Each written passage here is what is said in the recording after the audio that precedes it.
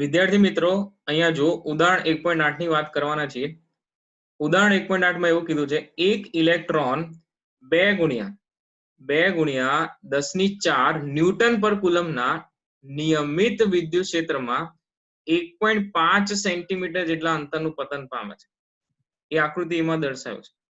અહીં ક્ષેત્રનું માન અચળ રાખીને તેની દિશા ઉલટાવવામાં આવે છે અને તેમાં એક પ્રોટોન જે છે ધન વિદ્યુતભારિત પ્રોટોન, એ ધન વિદ્યુતભારિત પ્રોટોન તેટલા જ અંતરનું પતન પામે છે એવું આકૃતિ બી માં દર્શાવ્યું છે. તો દરેક કિસ્સામાં પતન માટેનો જે સમયગાળો હશે એ સમય ગણો એવું કીધું છે. વળી ગુરુત્વની અસર હેઠળ મુક્ત પતન સાથેનો તફાવત જણાવો. એટલે ગુરુત્વની અસર હેઠળ જે મુક્ત પતન થતું હોય અને અહીંયા જે મુક્ત પતન થઈ રહ્યું છે વિદ્યુત ક્ષેત્રમાં, એ બંનેનો તફાવત શું છે એ જણાવો એવી વાત કરી છે. તો સૌથી પહેલા જે છે બંને ઇલેક્ટ્રોન અને પ્રોટોન જે છે એના દળ અલગ અલગ છે, એ તમને ખ્યાલ છે. તો અહીંયા દળ અલગ અલગ હોય એ પરથી સમયગાળો જે છે એ સમયગાળો તમે ગણી શકો. કોણ વધારે જે છે સમય લેશે, કોણ ઓછો સમય લેશે એનો જવાબ આપી શકાય. પણ જ્યારે મૂલ્ય પૂછ્યું હોય, સમય કેટલો હશે એક્ઝેક્ટ, કેટલી નેનો સેકન્ડ, કેટલી મિલી સેકન્ડ, કેટલી માઇક્રો સેકન્ડ, તો એ કિસ્સામાં તમારે જે છે એ ગણતરી કરવી પડે. તો ચલો અહીંયા ગણતરીની શરૂઆત કરીએ. સૌથી પહેલા આકૃતિ એ ની વાત કરીશું. અહીંયા જો આકૃતિ એ ની અંદર ઇલેક્ટ્રોન જે છે એ ઇલેક્ટ્રોનનું મુક્ત પતન થઈ રહ્યું છે અને એ ઇલેક્ટ્રોનનું મુક્ત પતન જે છે એ કંઈક આ રીતે છે. તમે અહીંયા જોઈ શકો છો વિદ્યુત ક્ષેત્ર જે છે એ વિદ્યુત ક્ષેત્ર ઉપર તરફ છે. વિદ્યુત ક્ષેત્ર ઉપર તરફ મતલબ ધન વિદ્યુત ભાર થી ઋણ વિદ્યુત ભાર હોય ભાઈ વિદ્યુત ક્ષેત્ર. હવે ઋણ વિદ્યુત ભારનો નેચર એટલે એની પ્રકૃતિ એવી હોય કે એ હંમેશા વિદ્યુત ક્ષેત્રની વિરુદ્ધ દિશામાં ગતિ કરે. એટલે અહીંયા ઇલેક્ટ્રોન જે છે એ ઇલેક્ટ્રોન નીચે તરફ ગતિ કરશે, સીધી વસ્તુ છે. આ અંતર જે છે બે પ્લેટ વચ્ચેનું અંતર એને આપણે ડી કન્સિડર કરી લઈએ. ડી ધ્યાનમાં રાખી લો. તો અહીંયાથી જો એક વસ્તુ તમને ખ્યાલ આવશે કે ઇલેક્ટ્રોન છે ને, એ ઇલેક્ટ્રોન ઋણ વિદ્યુત ભારિત હોય તો ધન પ્લેટ તરફ આકર્ષી બળ અનુભવે તો સીધી વસ્તુ નીચે આવશે, બરાબર. વિદ્યુત ક્ષેત્રની દિશાને એની વાત ના કરવી હોય તો આ રીતે સમજી શકાય. એવી જ રીતે એક પ્રોટોન છે, એ પ્રોટોન વિદ્યુત ક્ષેત્ર ઉલટાઈ નાખ્યું. ભાઈ આકૃતિ બીમાં એવું કીધું વિદ્યુત ક્ષેત્ર ઉલટાઈ નાખ્યું. તો આ જે પ્રોટોન છે એ ધન વિદ્યુત ભારિત હોય તો અહીંયા પણ જે છે ધન વિદ્યુત ભારનો જે છે એ નેચર એવો એ વિદ્યુત ક્ષેત્રની દિશામાં ગતિ કરે. તો અહીંયા આ જે પ્રોટોન છે એ પણ નીચે તરફ આવશે. વળી આ અંતર એ એટલું જ છે જે પહેલા હતું, બરાબર. તો મુક્ત પતનના કિસ્સામાં સૌથી પહેલા પ્રારંભિક વેગ શું હોય? મુક્ત પતનના કિસ્સામાં સૌથી પહેલા પ્રારંભિક વેગ હોય એ શૂન્ય હશે. અહીંયા આ બિંદુએથી જો શરૂઆત કરે તો એ બિંદુએથી પ્રારંભિક વેગ કેવો હશે? શૂન્ય હશે. તો ચલો અહીંયા ઉકેલમાં લખીએ છીએ, સોલ્યુશનમાં જોતા જઈએ. ચલો, સૌથી પહેલી વસ્તુ, વિદ્યુત ક્ષેત્રમાં કોઈ પણ વિદ્યુત ભાર પર લાગતા પ્રવેગનું મૂલ્ય કેટલું? તો આપણને ખબર છે વિદ્યુતીય બળ, અહીં વિદ્યુતીય બળ જે છે, અહીં વિદ્યુતીય બળ Fe બરાબર શું લખાશે? Q into E લખાશે. શું લખાશે? Q into E. પરંતુ Fe બરાબર શું હોય? Ma. એટલે અહીંયા થશે QE. એટલે પ્રવેગનું જે મૂલ્ય છે એ પ્રવેગનું મૂલ્ય એ બરાબર શું થશે? QE by m. આ થયો પ્રવેગનું મૂલ્ય QE by m. તો આ જે છે એ વિદ્યુત ક્ષેત્રમાં પ્રવેગ દર્શાવે અને એ પ્રવેગ જે છે એ દળના કેવા છે? જો એ દળના વ્યસ્ત પ્રમાણમાં છે. કેવા છે? દળના વ્યસ્ત પ્રમાણમાં છે. તો તમે અહીંયા જોઈ શકો છો પ્રવેગ જે છે એ દળના વ્યસ્ત પ્રમાણમાં છે. તો અહીંથી જ્યારે આપણે મુક્ત પતન કરાવીશું, તમે અહીંયા જોતા જાઓ, જ્યારે આપણે મુક્ત પતન કરાવીશું પ્રારંભિક વેગ જે છે શું હશે? પ્રારંભિક વેગ શૂન્ય હશે. તો ધોરણ 11 મિકેનિક્સ નું એક સરસ મજાનું સૂત્ર હતું ભાઈ, એકદમ સરસ મજાનું સૂત્ર હતું અચળ પ્રવેગી ગતિ માટે. અચળ પ્રવેગી ગતિ માટે અહીંયા જોતા જાઓ, અચળ પ્રવેગી ગતિની વાત આવે તો 3 સૂત્રો હતા. એમાંનું એક સૂત્ર હતું અચળ પ્રવેગી સુરેખ ગતિ માટે ટી સમયને અંતે, અહીંયા લખીએ અચળ પ્રવેગી ગતિ માટે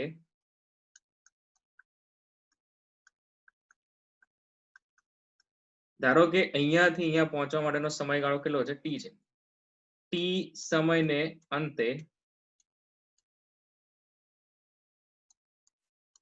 કાપેલું અંતર શોધવું હોય, કાપેલું અંતર શોધવું હોય, આપણી પાસે સૂત્ર હતું ડી બરાબર હતું સૂત્ર v0t plus half a t square, v0t plus half a t square.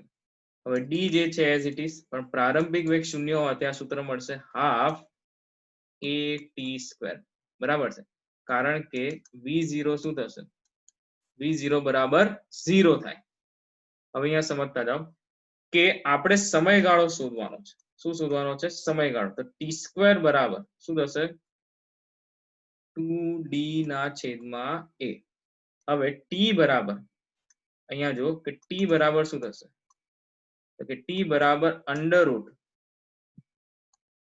2d ના છેદમાં a, બરાબર છે. હવે પ્રવેગ જે છે એ પ્રવેગનું આપણું જે સમીકરણ છે એ સમીકરણને 1 નંબર આપી દઈએ. તો a બરાબર શું હોય? QE બાય m હોય, અને એ સૂત્ર અહીંયા મૂકતા જાવ તો t બરાબર સૂત્ર મળશે અહીંયા જો a બરાબર મૂકીએ QE બાય m, તો t બરાબર મળશે 2md ના છેદમાં શું થશે? QE. તો આ જે છે એ સમયગાળો દર્શાવે, અને એ સમયનું સૂત્ર જે છે આ રીતે મળશે. તો આને કહી દઈએ સમીકરણ નંબર 2, બરાબર છે, સમીકરણ નંબર 2. તો અહીંયા જુઓ કે આપણે જે વાત કરવાના હતા એ આ પ્રકાર હતી કે સમયગાળો શું હશે. બંને જે છે એ મુક્ત પતન કરી રહ્યા છે, તો ઇલેક્ટ્રોન અને પ્રોટોનનો સમયગાળો શું હશે, બરાબર. તો અહીંયા આપણને સમયનું સૂત્ર મળી ગયું છે, એનામાંથી આપણે ઇલેક્ટ્રોન જે છે એના માટે લાગતો સમયગાળો જે છે શોધી નાખીએ. તો સૌથી પહેલા જો નંબર 1 કહીશું, ઇલેક્ટ્રોન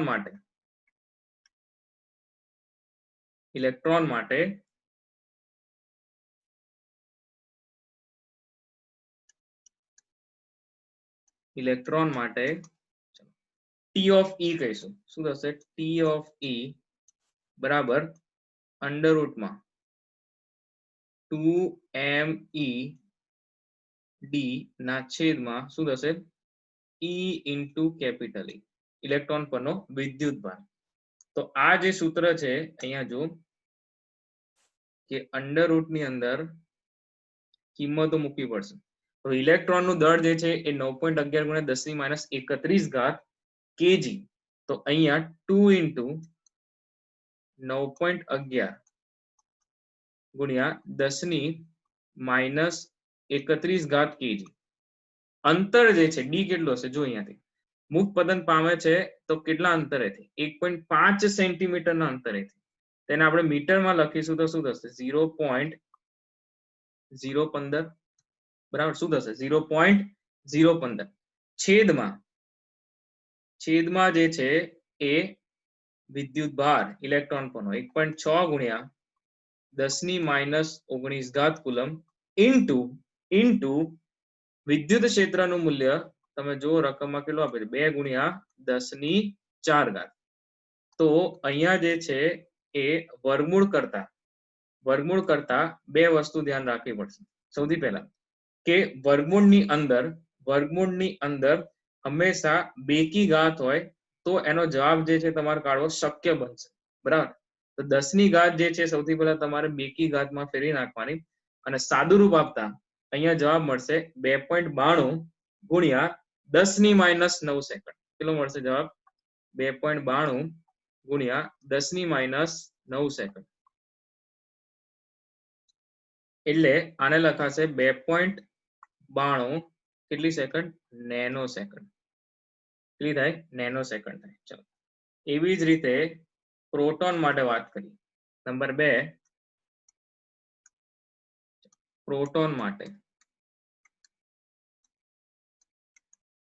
પ્રોટોન માટે જે છે એ વિદ્યુત ભાર જે છે એ સરખો રહેશે.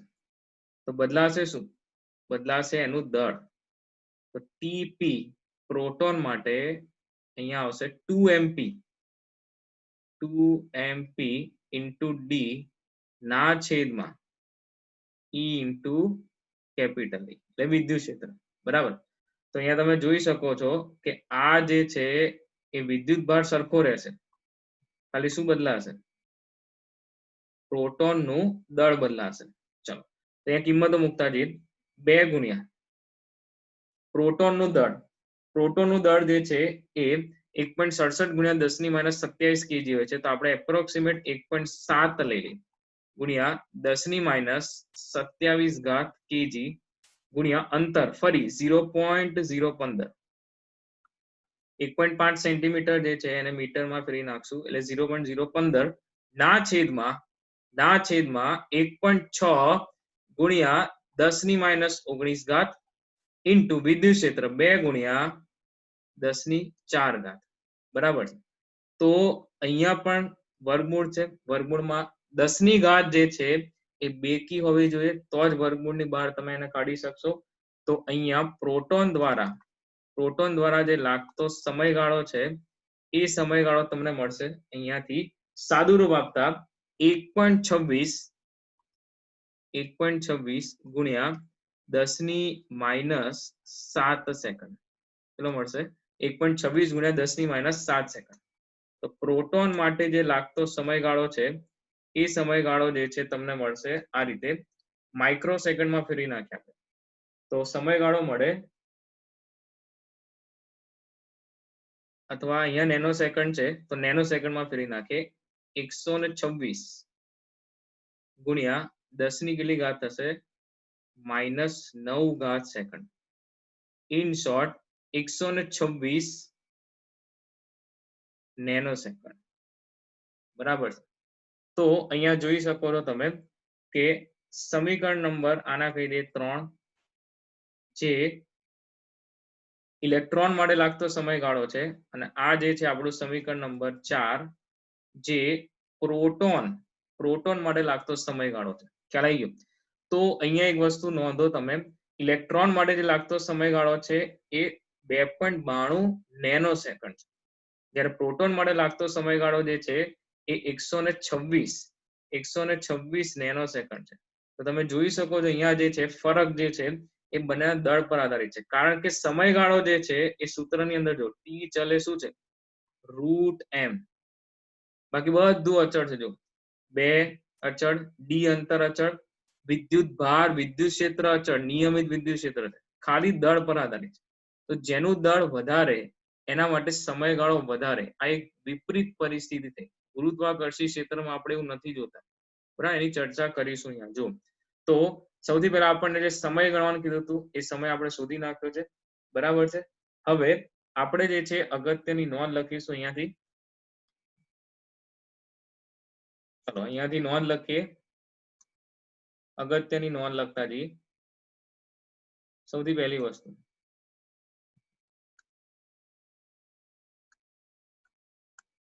MCQ માં પૂછાય તો કોનો સમયગાળો કોના કરતા વધારે છે તેના માટે તમે જવાબ આપશો કે અહીં સમાન વિદ્યુત ક્ષેત્ર છે, વિદ્યુત ભારોના મૂલ્યો પણ સમાન છે.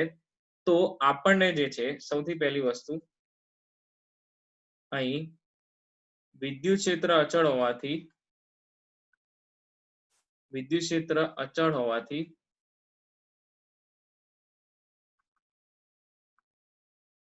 ટી ચલે શું થશે? √m. વળી અંતર જે છે એ અંતર પણ અચળ છે. જુઓ તમે, અંતર પણ અહીંયા જે છે એ અચળ છે, 1.5 સેન્ટીમીટર, બરાબર છે. અંતર પર કેવું છે? અચળ છે. તો ટી ચલે √m હોવાથી અહીંયા ઇલેક્ટ્રોનનું દળ, આપણે જાણીએ છીએ ભાઈ ઇલેક્ટ્રોનનું દળ જે છે એ ઇલેક્ટ્રોનનું દળ પ્રોટોન કરતા કેવું છે? ઓછું છે. એટલે અહીંયા લખીશું, એટલે પ્રોટોન માટે જે લાગતો સમયગાળો હશે એ પ્રોટોન માટે લાગતો સમયગાળો Tp > T of E મળે, કારણ કે પ્રોટોનનું જે દળ છે એ ઇલેક્ટ્રોનના દળ કરતા કેવું છે? વધારે છે. બરાબર. અહીં વિદ્યુત ક્ષેત્ર અચળ હોવાથી ટી ચલે √m. એક સંબંધ જે છે એ સંબંધ પ્રસ્તાવિત થયો છે. તો અહીં વિદ્યુત ક્ષેત્ર અચળ છે, અંતર જે છે એ અંતર સરખે સરખું છે અહીંયા, તો એક સંબંધ મળે છે અને એના પરથી આપણે એવું કહી શકીએ છીએ કે ભાઈ અહીંયા પ્રોટોન માટે જે લાગતો સમયગાળો છે એ ઇલેક્ટ્રોન માટે લાગતા સમયગાળા કરતા કેવો છે, વધારે છે. આ પહેલી વાત. ચલો એક બીજી વસ્તુ લખીએ અહીંયા કે આપણને જે છે એ ગુરુત્વની અસર હેઠળ મુક્ત પતન સાથેનો તફાવત જણાવો એવું કીધું છે. હવે ઇલેક્ટ્રોન માટે જો પ્રવેગ ગણીએ,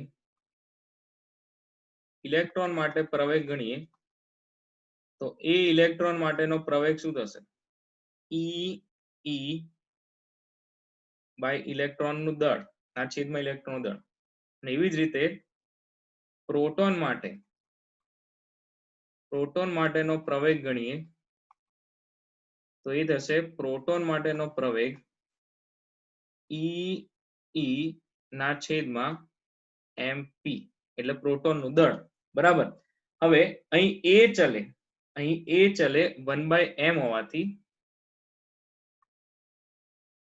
એ ચલે શું છે 1/m હોવાથી આપણે શું કહી શકીએ, કોનો પ્રવેગ જે છે વધારે હશે. સીધી વસ્તુ છે, ઇલેક્ટ્રોન જે છે ઇલેક્ટ્રોન નું દળ ઓછું છે તો એનો પ્રવેગ કેવો હશે, ઇલેક્ટ્રોન નો પ્રવેગ પ્રોટોન ના પ્રવેગ કરતા કેવો હશે, વધારે હશે. બરાબર છે, કારણ કે ઇલેક્ટ્રોન નું દળ જે છે એ ઇલેક્ટ્રોન નું દળ ઓછું કહેવાય, કોના કરતા, પ્રોટોન ના દળ કરતા ઓછું છે. તો આ એક વસ્તુ થઈ ગઈ. બરાબર. તો અહીંયા આપણે લખી જ નાખીએ ભાઈ ઇલેક્ટ્રોન નું જે દળ છે એ ઇલેક્ટ્રોન નું દળ 9.11 ગુણ્યા 10⁻31 kg, જ્યારે પ્રોટોન નું દળ જે છે 1.67 ગુણ્યા 10⁻27 kg. આ જે છે બે મૂલ્ય છે જેને તમારે ધ્યાનમાં રાખવાના છે. બરાબર. હવે ત્રીજી એક વાત કરીએ કે અહીંયા ગુરુત્વ પ્રવેગ જે છે એનું મૂલ્ય કેમ અવગણી શકાય. તો તમે આ સૂત્ર જે છે એનાથી આ પ્રવેગનું મૂલ્ય શોધો અને આ સૂત્રથી અહીંયા પ્રવેગનું મૂલ્ય શોધો તો વિદ્યુત ક્ષેત્રમાં જે મળતો પ્રવેગ છે એ વિદ્યુત ક્ષેત્રમાં મળતો પ્રવેગ ખૂબ જ વધારે હશે, ખૂબ જ વધારે હશે. મતલબ આ જે ઇલેક્ટ્રોન અને પ્રોટોન છે એનો પ્રવેગ ખૂબ જ વધારે હોય. એની સરખામણીમાં જી નું મૂલ્ય તો કેટલું છે, જી નું મૂલ્ય તો આપણી પાસે છે ખાલી 9.8 મીટર પર સેકન્ડ સ્ક્વેર. તો એની સરખામણીમાં ઇલેક્ટ્રોન અને પ્રવેગના જે ઇલેક્ટ્રોન અને પ્રોટોન છે એના પ્રવેગના મૂલ્યો જે છે એ ખૂબ જ મોટા મળે, એટલે આપણે એને અવગણી શકીએ. કોને, ગુરુત્વ પ્રવેગ જે છે એને અવગણી શકાય. એટલે અહીંયા આપણે એવું લખીશું ઇલેક્ટ્રોન અને પ્રોટોનની ગતિમાં ઉદ્ભવતા પ્રવેગ જે છે, અહીંયા લખીએ ઇલેક્ટ્રોન અને પ્રોટોન જે છે, ઇલેક્ટ્રોન અને પ્રોટોનની ગતિમાં ઉદ્ભવતા પ્રવેગ જે છે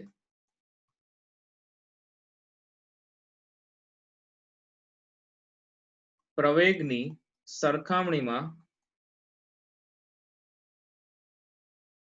ગુરુત્વ પ્રવેગ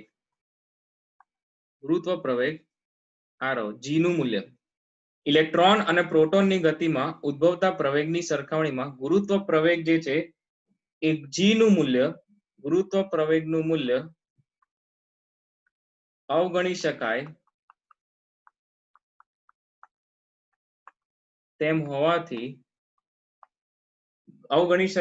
હોવાથી આપણે જે છે એ ગુરુત્વ પ્રવેગને ધ્યાનમાં લેતા નથી. ગુરુત્વ પ્રવેગને ધ્યાનમાં લેતા નથી. બરાબર. એટલે અહીંયા ગુરુત્વ પ્રવેગ જે છે એ ગુરુત્વ પ્રવેગને ધ્યાનમાં લીધો નથી. અહીંયાથી પ્રોટોન અને ઇલેક્ટ્રોન માટે જે પ્રવેગ મળે એ શોધી શકો છો. જી નું મૂલ્ય જે છે 9.8 ફિક્સ જ છે. બરાબર. તો અહીંયા ઇલેક્ટ્રોન અને પ્રોટોન માટેના જે પ્રવેગ છે એના મૂલ્યો તમે અહીંયા વિદ્યુત ક્ષેત્ર જે છે એનું મૂલ્ય, ઇલેક્ટ્રોન જે છે એનું દળ, ઇલેક્ટ્રોન જે છે એનો વિદ્યુત ભાર, પ્રોટોનનું દળ એ મૂકીને શોધશો તો તમને ખ્યાલ આવશે કે જે આ મૂલ્ય છે એ મૂલ્ય ખૂબ જ ઓછું મળે છે આ બેના પ્રવેગની સરખામણીમાં. એટલા માટે અહીંયા આપણે ગુરુત્વ પ્રવેગ જે છે એને અવગણી શકીએ. તો આ થઈ ઉદાહરણ 1.8 ની વાત, જે માર્ચ 2020